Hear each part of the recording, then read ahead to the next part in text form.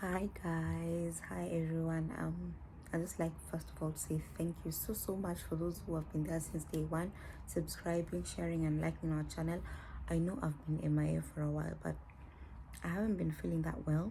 Thus I am like taking this video while seated on the floor. My back hasn't been really good, but nonetheless I've got an opportunity today for you guys, and this is an opportunity that gives you scholarships.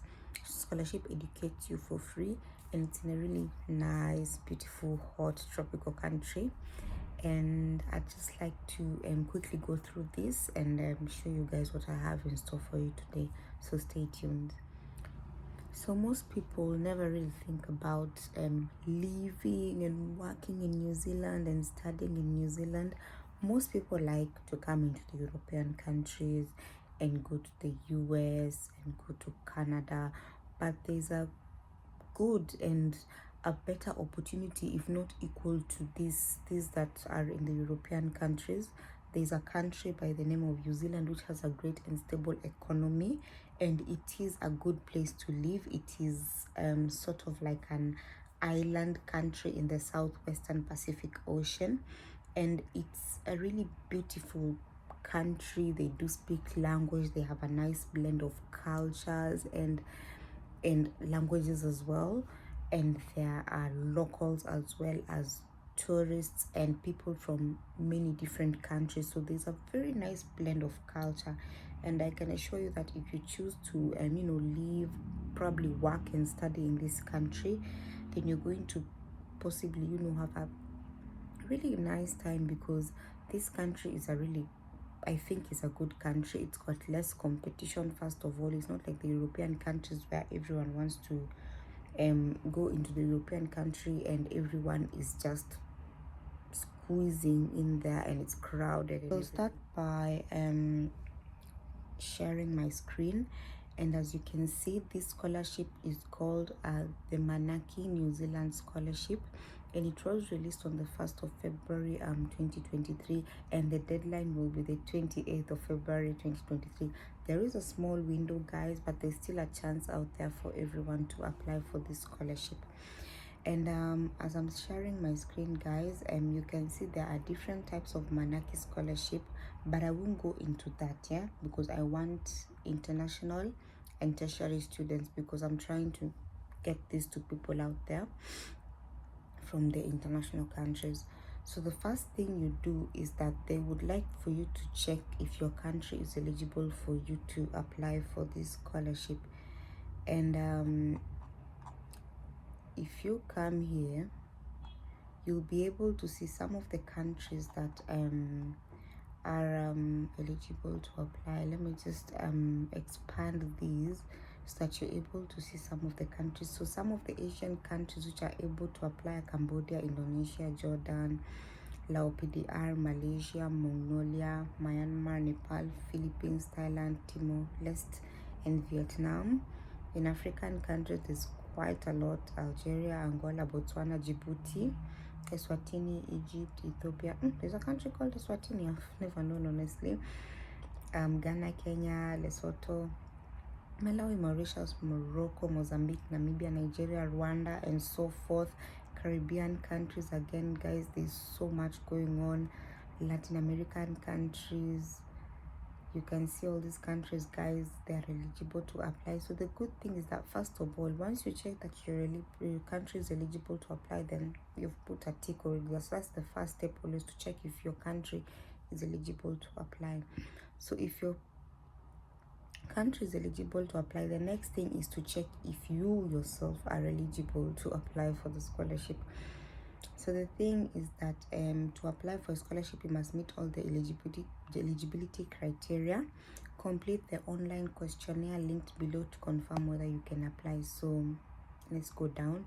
So they will ask you a couple of questions, like in which country you hold citizenship, how long have you been living in your home country, how much work experience you have, and whether they provide scholarships to your country. So you must complete that eligibility questionnaire, but some of the requirements are age requirement. You must be 18-year-old. You must be an 18-year-old or older when you start your scholarship.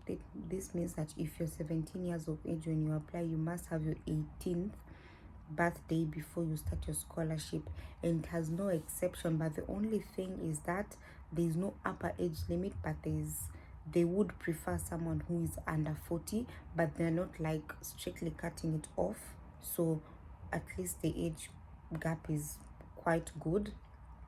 And then you must check your immigration and visa requirement for scholars.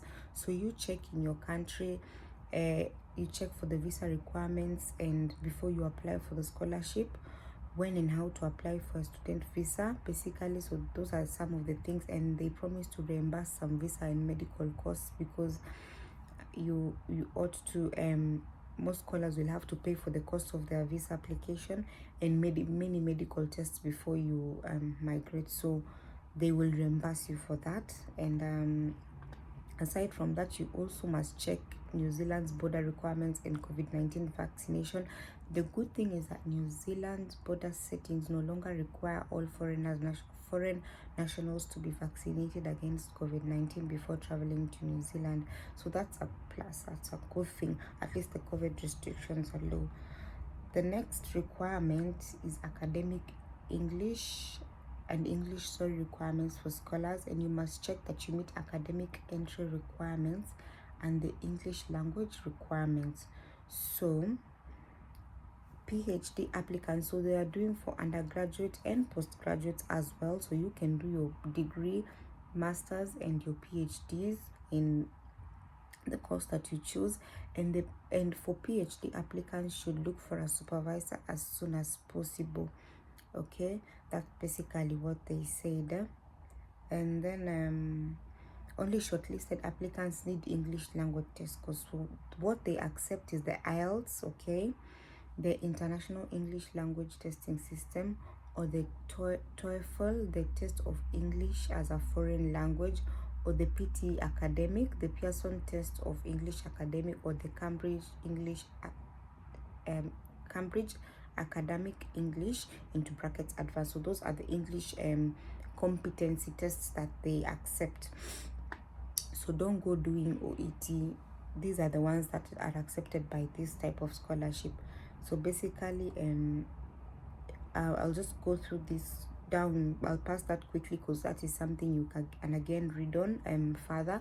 But scholars must contribute their country's development. Again, the scholarship is to invest in the education of citizens from developing countries, enabling them to positively impact on their country's development by sharing new skills and knowledge gained while on scholarship. So they definitely expect you to contribute to your country's social or economic development for at least 2 years after completing the scholarship study.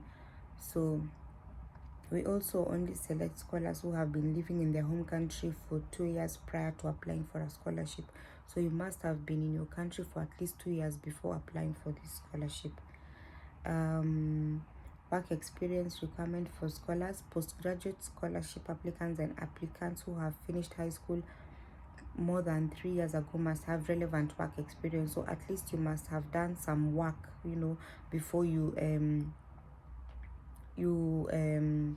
apply for the scholarship. But the good thing is that the work experience can be paid and paid voluntary and must meet the following criteria: 1 year of full-time work experience, that is 30 hours or more per week, or 2 years of part-time work experience, that is up to 29 hours per week. So basically, if you feel that you meet all these eligibility, next we are going to go to research the studies that they recommend for your country. So there are particular studies that they recommend from your particular country. So when you come here, just as you can follow my mouse and the highlight here, for Pacific students, they have subjects that are recommended for them, for Asian students, for African students, for Caribbean students, and for Latin American students. So basically, on the app, they are saying that on the application form, you need to describe how your preferred courses relate to one of our recommended study subjects. Note, these are called sectors on the form, okay guys? Then describe the skills and knowledge you want to gain from your preferred courses. Then also describe how these skills and knowledge are important to your country's development. Then applicants who apply to study courses outside of these recommended subjects may be considered if they can prove compelling evidence of the developmental relevance to their home country, guys. So basically, the first step is to check if your country is eligible and you can apply from your own home country. The next thing is to check if you yourself you're eligible, the eligibility criteria, the kind of people that they want to give the scholarship to. Then you research on the study subjects pertaining to where you come from, whether it's Asia, Africa, Caribbean, Latin America, etc. Then the fourth step will be to research the available courses. So when you come here, basically applicants should carefully research and each approved education institution and their course catalog. You should research an education institution that suits your academic and personal needs. 2, a qualification at the level of study available for your country. And 3, a qualification that progresses on from your highest qualification. So basically those are the things you should be researching when you're researching for the study, like for the course you want to do. And you have to choose from 8 New Zealand education institutions, which are the 8 universities that you can basically choose from are Auckland University of Technology, Lincoln University, Massey University, University of Auckland, University of Canterbury, University of Otago, University of Waikato, Victoria University of Wellington. So basically those are the universities that you can choose from, okay, after you research on the available course that you'd want to do. Then the 5th process is how to apply for a scholarship. So you must select the region to find the application process for your country again, guys. So there are different application processes for different country, and they are all here. So for Pacific countries, Asian countries, African countries, Caribbean countries, Latin American countries, and Commonwealth countries, basically click on this place if your country is one of these. A drop down will come, a drop down menu, and just follow the application process. And how they select scholars again, guys, so there's a way they select scholars and how they do it. So this is the whole process again. I won't go through this in detail, but then again, guys, I think as long as you've checked that your country is eligible and you yourself are eligible, and you found a course that you'd like to do depending on your country, depending on the courses they're offering for your country, and you're able to do that course, then the better for you. You're able to apply. If you follow the instructions on the web, you're able to apply. So basically they want people, I'll just go through this quickly. So we select people with the following characteristics. Successful applicants must have good education, which basically means that you must have at least good grades and the right qualifications for entry into the preferred course. Then successful applicants must study in a similar field they have already worked in. So basically if you have worked in engineering, then that's the way that they expect you to that the course that they expect you to apply for to continue your engineering. Then successful applicants must want to study in a new country. Again, guys, moving is not easy, but you must be always willing to move and learn the different culture, and you must basically be willing. So they're basically saying you must be willing to study in the new country. Successful applicants choose courses that can help solve their country's social and economic problems. So basically whatever course you choose must at least be able to, help and solve any issues in your country back at home. Scholars must use their skills to improve their country. Successful applicants must communicate well. Good communication is always a key to success in everything. Successful applicants manage relationships well. Successful applicants have integrity, have good judgment, and are resilient, and can make they can motivate themselves. Now the selection process will be very competitive, because they are saying each day they receive over 11,000 applications, so they have to sift through. Again, it's a very short period of time, and it started yesterday, 1st of February 2022, and it's gonna end on the 20th of February 2022. So there's a very short time span, but it still doesn't it still doesn't like limit you from applying, because you always have to try.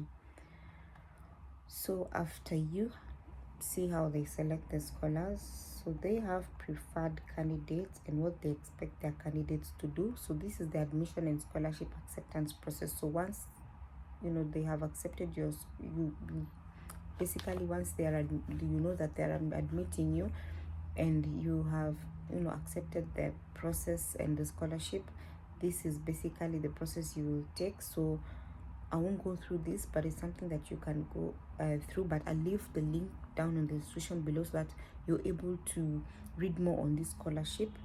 Then the last page that I really want you guys to see is that this is one of the best parts, because there's financial support for scholars. So with the full Manaki New Zealand scholarship, scholars studying in New Zealand receive full tuition fees, guys. So you're not paying anything, okay? These guys are paying for you full tuition fees, so you don't have to worry about that, okay? Living allowances, that is a stipend of New Zealand dollars 531 New Zealand dollars per week. This will help with the scholars' basic living expenses. Basically, they're just giving you like I'll call it something like a pocket money, just to help you survive for basic living expenses. An establishment allowance of 3,000 New Zealand dollars to help set up costs in New Zealand. For example, you can use it for accommodation expenses, textbooks, or other study materials. Medical insurance when you arrive in New Zealand. Tutoring costs up to the value of 1,000 New Zealand dollars, with the cost of additional tutoring while you're studying if needed. Travel to and from your own home country. So basically, visa sponsored again, guys. This is for travel from your own home country at the start of the scholarship, and for return travel at the end of the scholarship. So they are paying for you to go, and they'll pay for you to come back when the scholarship is done. They're offering also travel insurance. Travel home during your scholarship. Scholars studying over 1.5 years are entitled to travel home to visit family. So basically, for you to travel home, you must have spent 1.5 years there, so that you're able to travel home. We usually allow for 1 or 2 trips depending on the length of your scholarship, basically. So depending on the length of your scholarship, again, if your scholarship is for 1 year, they could allow you to go maybe once. If your scholarship for 3 years, they could allow you to go maybe twice or thrice. It depends on the length of your scholarship, guys. However, this is subject to border settings and other restrictions. Reimbursement for all the costs of COVID-19 vaccinations if required by your study country or transit country, and for the cost of any COVID-19 pre-departure tests. So basically, they will reimburse you, guys. So that's the best thing. If you incur any costs of COVID-19 vaccinations or anything, maybe if it's required by your university or whatever, they will reimburse you. Reintegration allowance of 1,000 New Zealand dollars. This is to help set up costs upon your return to your home country. So they're giving you again money when you go back home. Then help with research and thesis costs for any postgraduate students. So guys, I feel like this is a really great opportunity, guys. They're sponsoring everything, so you just need to go sit down and apply, and pray and hope that you will be picked, okay? Your education institution will organize your travel and look after you on arrival, and you attend a briefing before you leave home. So basically that's it. And they're saying that it starts on the 1st. It was released on the 1st of February, and the deadline to apply will be the 28th of February. So guys, basically I think this is all I have for you today. The steps are fairly easy and quick. Check if your country is eligible, check if you yourself are eligible to apply, research the study subjects, research available courses, how to apply for the scholarship, how they select scholars, preferred candidates, and what to do. Scholars ready to start, get ready to start. So basically that is all I have for you today. This is a really great opportunity, guys. And then, like I said, sometimes the way you get out of your own home country, one of the hardest things is to migrate from your own home country. The moment you make that step and you're outside, you will know what to do once you're outside. But the moment that you're still here, it's a bit hard, because sometimes you don't know how to, you know, start to migrate from your own home country. It's hard. Sometimes people don't even have the funds to migrate, guys. So that is all I have for you today. Again, guys, please hope on this. It's a very short time span, a very short application period, but please, as soon as you get it, just try and check if you're eligible, and please apply so that you can get yourself out there. Otherwise, that's all I have for you today. Thank you so much for watching, and see you on the next one. Bye.